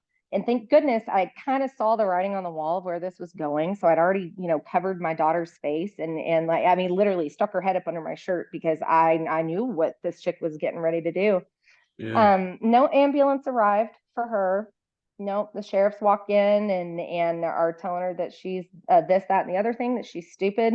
She's getting wheezy at this point. It took quite a while for them to get there, but they just wrapped her wrists, handcuffed her, and took her out. And Oh then my we had to clean goodness. up. Oh yeah, we had to clean up the mess. That was my first night in that facility. So I was bugging. But I'm like, what is happening in these places? It was a very dark, ominous presence that was over that place because come to find out, this place was just a revolving door between the court system and this particular facility, as well as through the state. I mean, it generated a lot of income, really, for Yeah. both.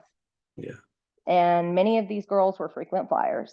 At that time, there had been one graduate from that particular facility, one graduate in the 3 or 4 years that that place had been open. Okay. So that was definitely rough.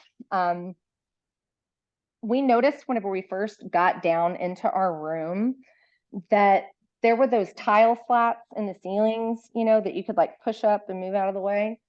there was this cord that hung out of the ceiling. And I'm like, what is that? It sort of looked like what you would plug cable in with, right? And it gave me the ick really quick. So I moved that slat out of the way and popped that cord back up in there and, moved the slat back. Well, after cleaning up the crime scene after dinner, I came back down and that cord was back out of my ceiling. And I'm like, I don't think I like this. So every day when I would get up, I would pop that cord back in there. I would come back from lunch and it's out. I would hang a towel over the end of it. I would come back in the room, the towel's, knocked down. Very weird things. Come to find out, it was a camera, and there were Yeah. cameras all over that joint, right? Which is why I could shut your door because they got their little spy bunnies everywhere anyway, right? Goodness. So by the time we got to the Wednesday night prayer situation, I'd already decided I'm running. I'm running. I'm going to have one opportunity. And again, your first like 2 to 3 weeks in these facilities, you don't have telephone or letter writing privileges at all. That's just kind of part of how the system is set up. So I was trying to find a way to get a letter out to my mom because there wasn't a chance I was staying for 3 weeks in this place. Wasn't going to happen. But I had to at least give my mom the opportunity to read what's happening and come get us because I knew that I would seal that fate if not. And I really didn't want to do that, but I certainly wasn't staying there. Right. So we go down to praise and worship, if you will, on Wednesday night. And again, this is like the end of July in the middle of Louisiana. It's hot, it's Yeah. humid. There's no air conditioning out there. We are in the bayou, okay? Like Oh, yeah. it was miserable. But Yeah. after praise and worship, he let us know that we were not going to be allowed to go back to our rooms, the women and children group specifically, until all of us were speaking in tongues. And I was like, now I wasn't very learned in my Bible yet at this point at all, but I knew enough that that was not really something that you can just do. That this is like a Right. gifting from the Holy Spirit, and typically that there needs to be an interpreter there, right? Right. Right. Um, Anything that you're doing outside of that is just to draw attention to yourself and is certainly not of the Lord, right? So when I refused to do it, he made us all turn around and face the wall, right? And he was like, I'm not playing with you. We're not leaving here until all of you speak in tongues. And I was like, no. I just sat there. Everybody else around me, it was so uncomfortable. It was so uncomfortable because I knew that these chicks were just doing this to try to get out of here, but I refused. Like I knew that there was some really bad, dark stuff happening here. Yeah. So it'd been at least an hour of this had gone by. I'm still refusing, still not saying anything back to him. He comes up beside me and he gets like right here. Okay. Dripping sweat. I mean, just yucky. And he whispers at first, but when this man spoke, and this would happen several times, like if he was just talking very low directly to you, he sounded like a snake. I'm not kidding. I mean, he sounded like the Robin Hood cartoon, Oh, yeah. with Yeah. Yeah. the snake. I mean, that's exactly what it reminded me of. But he got right here in my face and was like, "You will speak," and made that sound, and it gave me chilly bumps. I was so miserable. I was so uncomfortable. And at that time, I didn't know the words, "I rebuke you in the name of Jesus," right? Right. I just didn't. I wasn't equipped that way yet. So I just said no, that I wasn't Mm. going to do it. So they decided that his wife ended up coming down there and she was pretty mortified at the fact that he was pitching a fit, that, he had us all facing the wall. And she's like, "Oh, everybody go to your rooms." So I was really trying to look for my opportunity to be able to get a letter out to my mom. I was at that point forced to go and do a fundraiser, which again, these were things that were typically off limits for women with children because you have to be at the facility for your child, right? But my daughter was put into the care of the intern at this particular facility. It was a 16-hour day, 16-hour day, where we were standing in the median of a 2-lane highway that went through this town with buckets begging for money. Mm. At the end of the day, his wife went and cashed this money, like exchanged the jingle change for dollars, and bought her kids school supplies with it. And this was money that was intended for the residents and for the facility. And her response was that she does it all the time. It's fine. So I was like, I'm so out of here. I am Yeah. so out of this joint. When we get back to the facility, I hear this ruckus going on in the circle room, right? And as I walk in, I see my daughter sobbing uncontrollably, and the intern standing over her, screaming at her, right? Telling her this, that, and the other bit. And she's just sobbing, and I'm like, what is going? It's like 11 o'clock at night. I'm like, what is going on here? My daughter's, that kind of cry, Mm-mm. very deep cry. And the intern just walks away from me. So I pick my daughter up, I take her back to the room. I'm like, what is wrong? She goes, I can't tell you. They'll take you away from me. And I'm like, the hell they will. Right. We don't keep secrets. Mommy, you don't keep secrets from mommy, and mommy doesn't keep secrets from you. I need you to tell me what happened. So it finally comes out. Come to find out, the Pasadena location had actually called the Minden location and told the pastor and his wife in Minden what had happened to my daughter, right? And then let them know that we were trouble, that we were going to cause trouble for them because we're not like the rest of them. I heard that repeatedly throughout our entire stay there. And that they're not going to like it, and they need to find a way to get rid of me very quickly, right? So they hatched a plan that while I was out at this fundraising event, that they were going to concoct some story that my daughter had sexually assaulted the intern's daughter, right? And they were going to use that for the basis to dismiss us.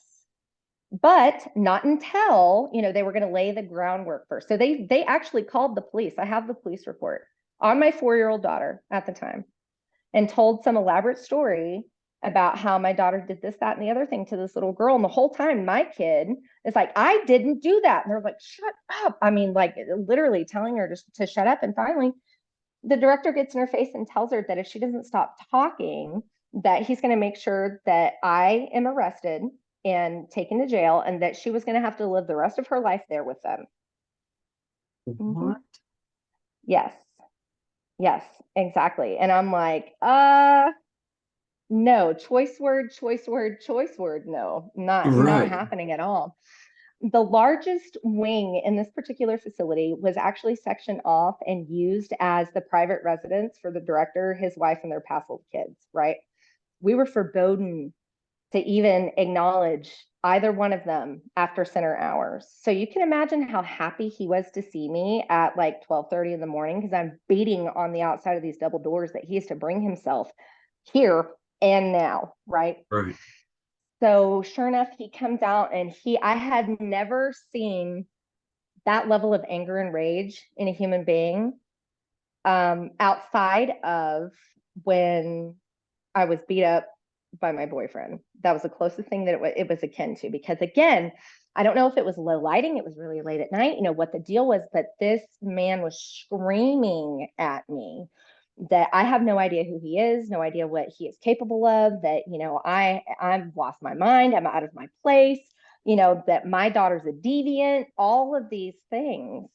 And I'm just like, this is insanity. I know that you're lying. I know that you're lying. I know that you're going to try to hold us hostage for a couple of months, because in this program, not every resident there pays to be there. It's on a sliding scale. You pay what you can. So my mom was paying like $1,200 to $1,300 a month for me and my daughter. Yeah. So they were going to collect that money first, Yeah. and then get rid of me, because they knew my mom had already told them that the deal is I complete this program, or she's going to take my kid. So they used that to their advantage, right? So essentially, the meeting with the director did not go very well. I told him he didn't scare me. He said that I should be afraid of him, and I'm like, well, I'm not. He said that was a big fat mistake, and that I needed to shut my mouth, that I am not to even speak to anybody about this situation, and to go back to bed now.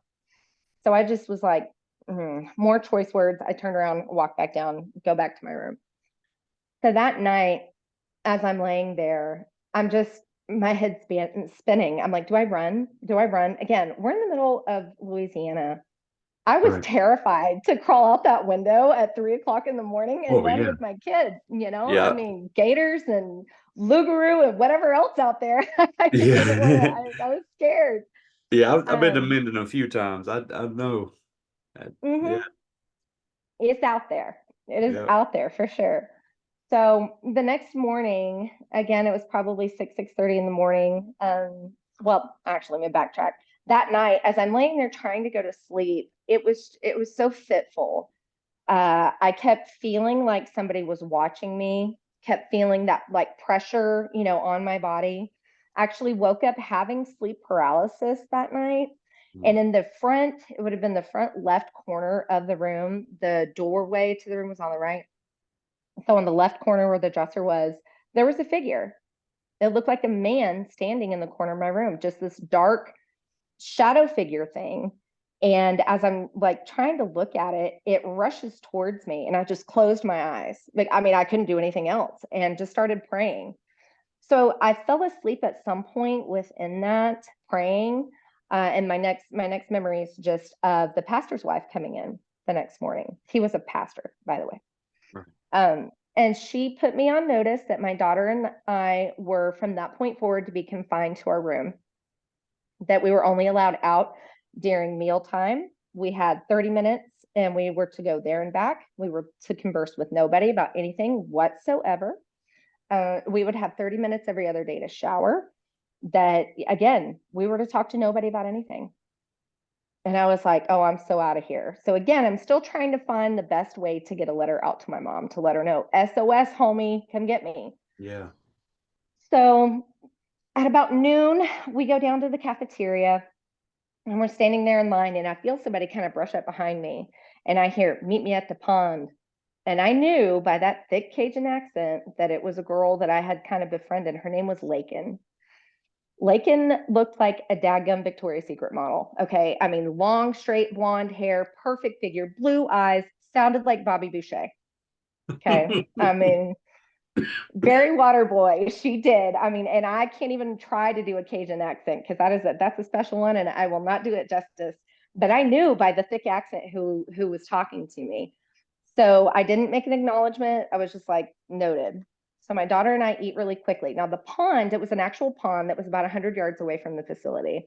And we were typically allowed to go out there. Sometimes you could fish or whatever. It was still on the premise of the actual facility, right? But it was one of the very few places that did not have cameras, right? Mm. So my daughter and I ate in like 3 minutes, and then we booked it out to the pond. And as I get out there, sure enough, she's already standing there and she's shaking and sobbing.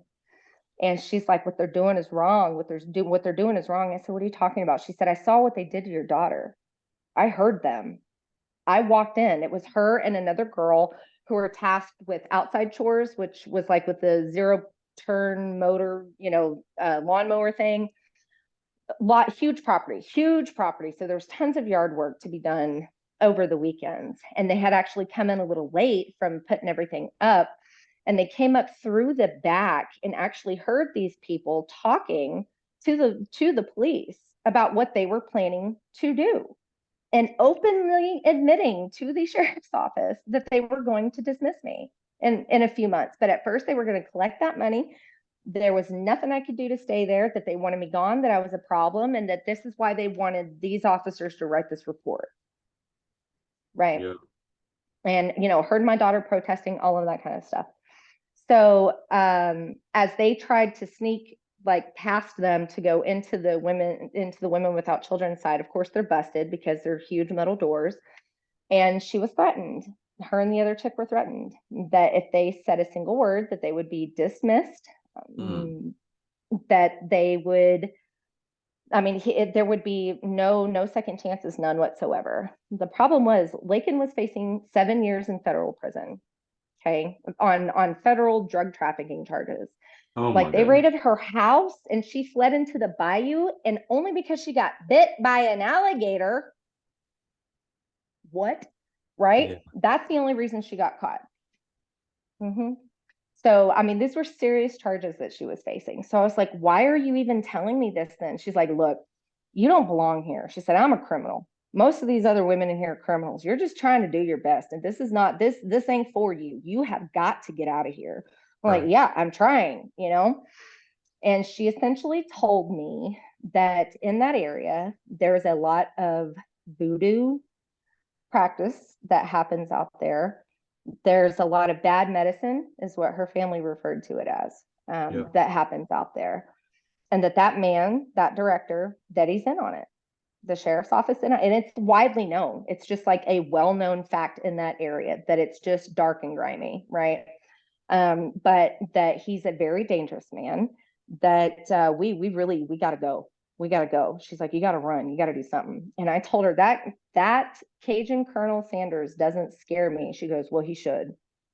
He should. You need to get out of here. I was like, all right. So the next day was Sunday. Get up, go to church. And as I'm walking into the church building, this is my first time in it, I saw that they had an outgoing letterbox right there, right? And I'm like, trying to see how guarded this is. Maybe I could just slip a little note in there because we would come Right. on Wednesdays. We didn't go that prior Wednesday because um that was when I was actually being admitted. So we didn't go that night. But I knew my plan. I was going to write my letter to my mom. I was going to drop it in the outgoing mailbox that Wednesday. I was going to give her at most until the following Wednesday to come get me. And if she didn't show up, I was going to run. That was set in stone. That's what I was going to do. So as I'm sitting in the pew, the preacher, you ever have one of those sermons where you sit in on it and you feel like he's talking directly to like right at you? You're like, Yeah. why you got to call me out like that? That was this sermon because he's talking about having, faith the size of a mustard seed, that we're not to lean on our own strength, that we are to call out to the Lord, all of these things. So I was like, okay, I hear you. I got you. Go back to the center. And again, was just, I was so sad. I was really sad because I knew in my heart that I could not stay there, that this was a very dangerous situation, right? This was more than just Kellie doesn't want to be here. This was, we got to go. But I was terrified that my mom was going to believe whatever it was that these people would tell her, because obviously they already had a whole plan, planned out, right? Um, so that night, I write her like a 13-page letter and told her every bit about what was happening, begged her to come get me, told her that I would do the accountability through the church, all of these things, that I'm desperate for her to believe me, that like, look, when you see how screwed up other people are, it's really not that bad. It's really not that bad. You can figure your stuff out, because, oh my goodness, like it could be so much worse. I was never selling my body. I was never doing a third of what these other women were. Like, I didn't even know that was a thing like that. I was Right. very like little mushroom, kind of sheltered, had no idea. I was really bad gangster. So after I wrote that letter, I was up until like 3 or 4 in the morning writing it to her. And I went to sleep. And it was one of those, my head hit the pillow and I was out. And I was back on the family farm in that farmhouse that my granny and poppy lived in. And I was looking out over the west pasture, like as the sun was starting to set. And I'm seeing movement out there. And I'm like, what is that? There's these two really large, very fast animals just booking it across the field. I'm like, what is that? Because they're like running in front of the sun. So I can really only see silhouettes. And as I'm looking, I notice it's an ostrich. It's a massive ostrich and a cheetah being chased by a cheetah, right? I'm like, that's weird. Even in this dream, I knew this was really weird. Yeah. So the ostrich banks really hard to the left and the cheetah follows, and now they're running directly at me. And I'm watching this, and as they're getting closer, I start to feel like I'm sinking, and like it's getting heavy and it's getting dark, right? And when they're about maybe 15 yards from me, the cheetah pounces on this thing and just starts eviscerating this bird, right? I mean, gory. And I have never been one for horror movies or gore. I can't handle it, can't do it. I don't, never have, never will.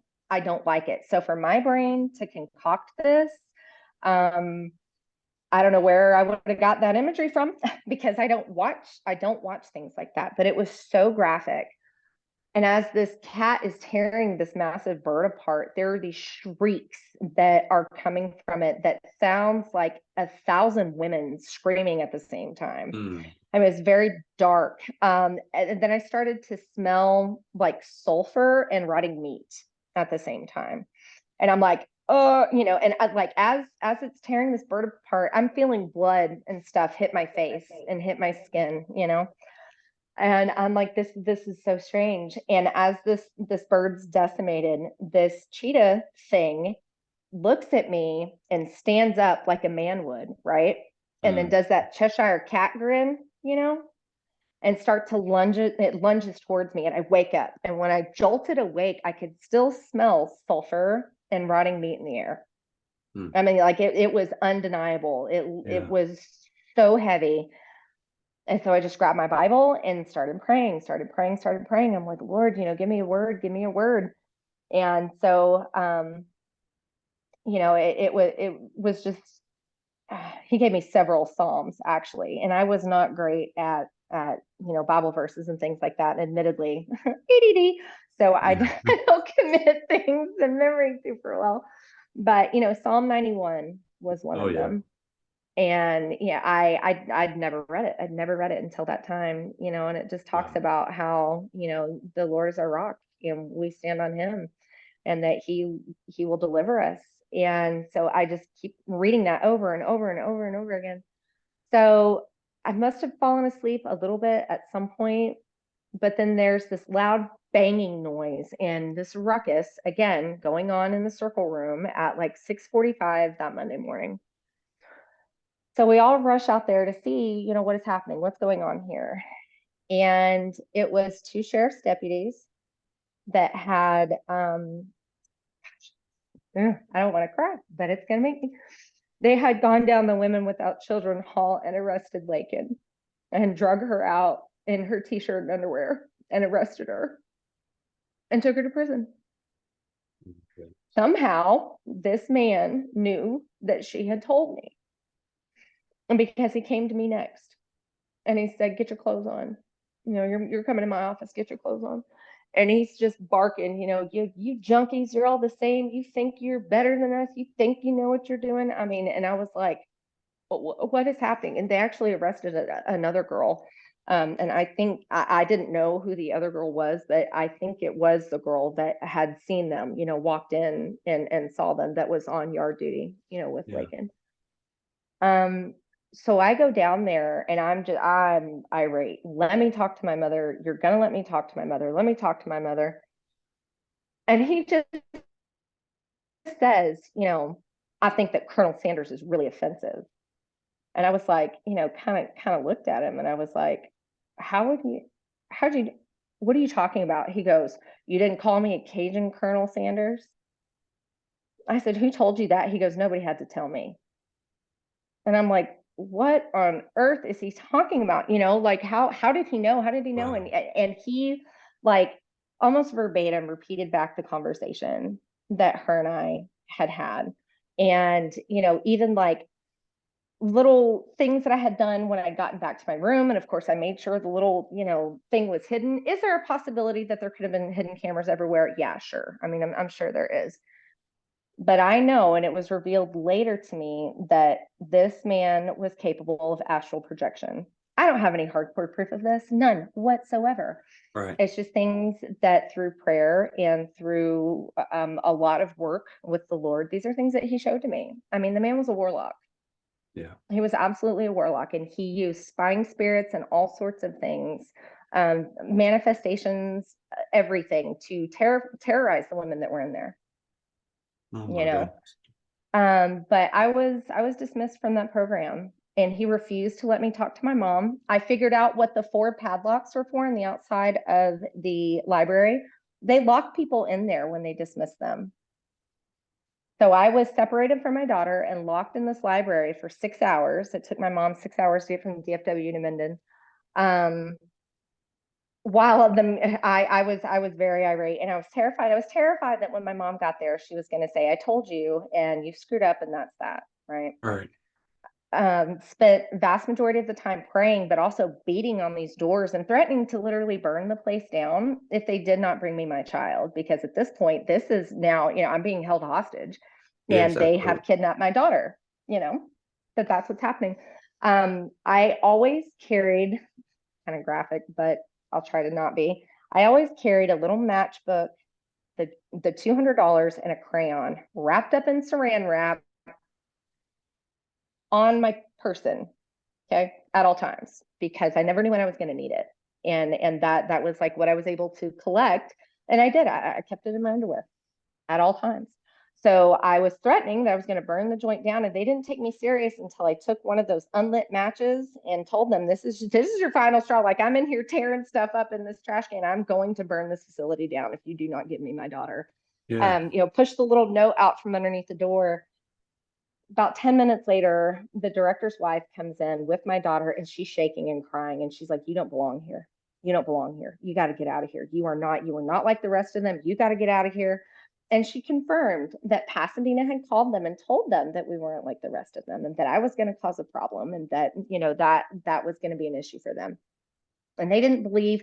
They just wanted that money, and this is way more trouble than they ever wanted. And they want me to go. Right. Mm. So my mom finally gets there, and I hear her before I see her. And she's calling after this guy, and she's calling him at this, that, and the other thing. And she's demanding to see me and to see my daughter. And she lost it when she saw that they had us padlocked behind 4 different padlocks in this room. So it's like I couldn't even get it out fast enough. I was like, Mom, and she's like, we're going home. We're done with this shit. We're going home. I'd Yeah. never been so relieved in my life, because I was convinced she was going to take my kid. This was another thing that I had failed, right? Because the things that they told her on the phone when he called to tell her that I had been dismissed, he refused to let me speak to my mom. I started sobbing in the background. Mom, it's not true. This man is evil. This is not true. That was the only thing that I knew to do at that point, and he just hung up really fast, that I had been dismissed, that there was an incident with, another child, and we've been dismissed. And that was all that they would tell her. She tried vehemently to get me to go to the sheriff's office, but I was terrified. I'm like, they're in on it. They Yeah. know. They Yeah. know. I tried Yeah. for over a year. This Yeah. whole time I'm I thinking mean, lawsuit, lawsuit, lawsuit. yeah. Yep. Essentially, we took it all the way up to the Southern District region of this particular facility, which is actually here in Arkansas.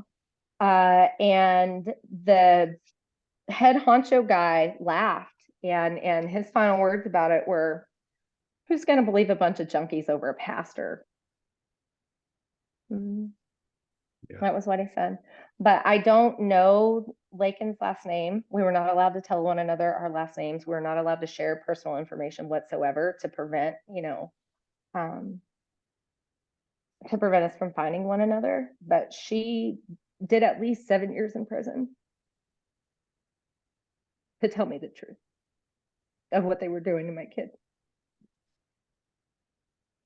So, um, that was really tough, but it was through all of those things, that the Lord opened my eyes to the fact that spirit realm is very real. Absolutely. All I knew is that he was evil, that man was evil. It wasn't until after the fact that I really was like, okay, this is like black magic. A lot of what was happening and a lot of what was manifesting. I mean, it always felt like people were watching you, or like right here. We had a communal bathroom we would have to take a shower in, and I hated it because it always felt like somebody was breathing down your neck. And I was not a super paranoid person. That was not something that I ever dealt with. I didn't even deal with anxiety until my daughter decided she was going to turn a teenager. So disrespectful. Like Yeah. I'd never dealt with that before. So it was very dark. It was a lot of darkness. Um, but the last bit that I'll tell you is that after I agreed to tell this testimony to you, I actually had another dream, and I found out, listening to Blurry Creatures, Yeah. right, that they're the sirens. right, in the Bible, are also called the children of the ostrich, and that the ostrich is synonymous with Lilith. Yeah. Okay. And the other connections that I have found in my life with Lilith, I mean, she's the killer of children, she's the Yeah. destroyer of families. And, I'm a super, super crunchy woman. I mean, I work in birth work, I encapsulate placentas for a living. I mean, you could not get any more Christ loving crunchy if you tried. So I am the like antithesis of what she stands for. I used to hate kids, legitimately hated kids. Like I would have no problem telling a mom of a screaming baby in a restaurant that she needs to go. We're trying to eat. Ugh, so embarrassing, but God, y'all. That's right. Um, but that was the twisting of the gifting, because I am very passionate about Yes. babies and mothers and families, and that it is the most important thing. It really is. So after I agreed to come on the show and tell you my testimony, this was actually on January 17th. It was the morning of January 17th. About 3:30 in the morning, I woke up just feeling super startled and had the urge to go check on our dog. She was already failing very quickly at this point.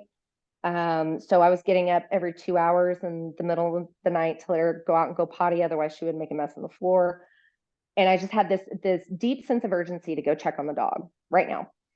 And I stand up and I'm putting on my robe, and Samuel was like, "Babe, are you okay?" And then I heard Davy, "Yeah, Mama, are you okay?" And I'm like, "What are you guys doing awake?" And they're like, "Were you having a bad dream?" I was like, "No, I don't think so." Like, I just put on my robe and walked out into the kitchen. And as I was walking in the kitchen, I started to have like a memory of a dream that I was having. I raised quail. I raised Caturnix quail.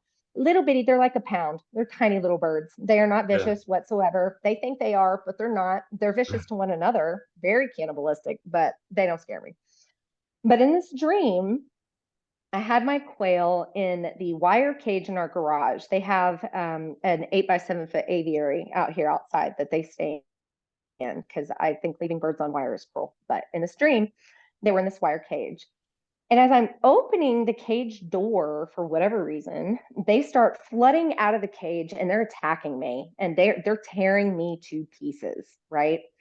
And I noticed as I'm like, fighting them off. Again, quail can't do that, but they were eating me up, right? Right. I look over in the corner, and in like the front left corner of the room, there's a woman standing there. And she's super tall, super, super tall, very pale skin, long, straight black hair that goes all the way to her hips. She has this massive crown that had like diamonds and, very shiny, very heavy. It was so big that it actually pierced through the roof of the garage, right? Wow. She's wearing this white shawl, like fur shawl, very white, elegant robes that she's got. And she has a silver cord or rope tied around her middle, right? And I like wake up. That was like the last bit in the memory that the dream I was having. And I was like, wait, I was having a nightmare.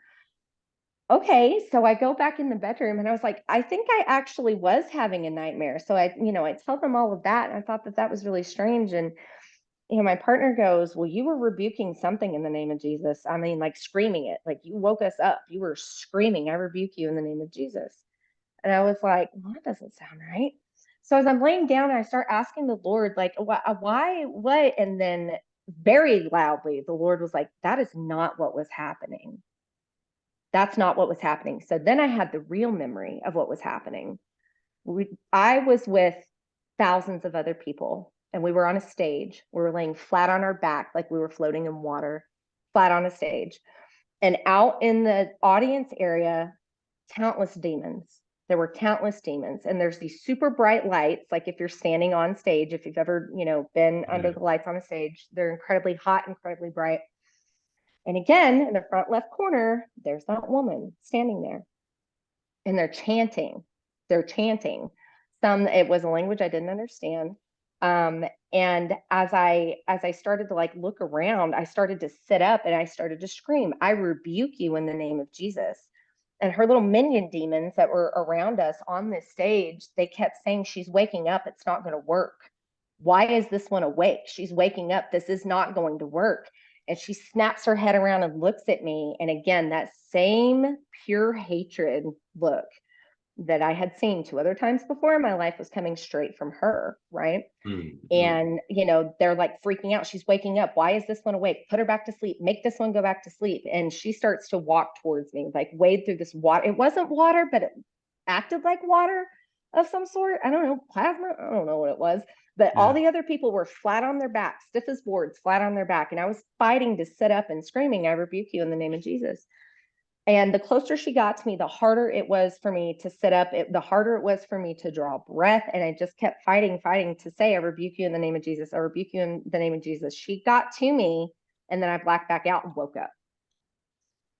And that was the last dream that I had about Lilith. Mm-hmm. So, ta-da! Yeah. Yeah. It's a lot. I know it's a lot. Hey, I've I've taken every moment of this in. Your story, your life story is incredible. Your Lot. resiliency is the stuff of legend. Like for real, for I got it real. from my mom. And that's one of the things I want to talk about too. Mm-hmm. Um, your mom is definitely a tough love mom, Yes. and uh, again, incredible how, despite how tough she was being, you recognize that even then as love, and you Mm-hmm. still reached out to her. You know Mm-hmm. what I mean? It's like Yeah. you didn't put blame on her for being in this Mm-mm. position. Um, you love her, and she Oh obviously yeah. loves you. You know what I mean? And it was Right. just it's a wonderful story. It's a horrid, tragic, scary, sad story. But to just Right. know how it ends here, look Yeah. at you, know what I mean? Yeah. Uh, Yeah. I mean, it it's amazing, and I don't know. And another thing that I found amazing through this whole thing is that you're not church hurt. Like, no. these people hid behind the mask of, being some kind of Christian organization so they Right. could do these nefarious, evil things. Mm-hmm. Mm-hmm. And you're not blaming God. Mm-mm. It's like, I wish I can't wait until everybody hears this. And I hope that this episode, like, is my biggest episode. I hope that, Oh, and, thank and not you. for my sake by any means. I hope everybody hears this, that this is how, Yeah. you know, you I teach a leadership class. This is what I do for a living, right? Yeah. Yeah. So to see this, like, you accepted your own responsibilities. Oh You yeah. took your own accountability. You're not blaming Mm-mm. God. You're not Mm-mm. holding against God that bad people did bad things. Right. You know, your eyes are still on Jesus, and your love is still for your mother. And it's like, Oh yeah. you're a hero. You know what I mean? Like, Oh, this is thank wonderful. you. I'm Yeah. just so thankful that you're sharing your testimony here. For real. Thank you. I mean, if I could say one thing to people that are church hurt, it's this, because I've heard this countless times.